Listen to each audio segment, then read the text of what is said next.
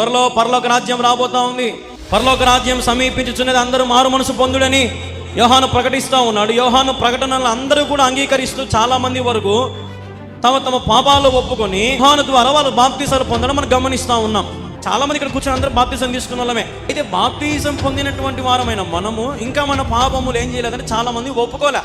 నీళ్ళలో మునిగి తేలితే మన పాపాలు పోయినట్టే అనుకుంటారు చాలా మంది.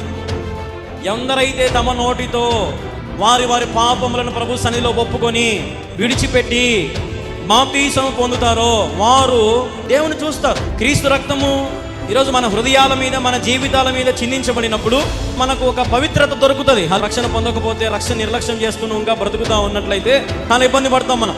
ఇంకా చాలా మంది రక్షణ నిర్లక్ష్యం చేస్తూ, రక్షణ ఈ రోజు కాదులే, పెళ్లి సమయంలో తీసుకుందాంలే, లేదంటే ఏదైనా ముసలి వయసులో తీసుకుందాంలే, మంచం మీద తీసుకుందాంలే, లేదంటే ఏదైనా వేరే వేరే సందర్భాలలో బాప్తిసం తీసుకుందామని ఆలోచన చేసేవాళ్ళు చాలా మంది ఉన్నారు.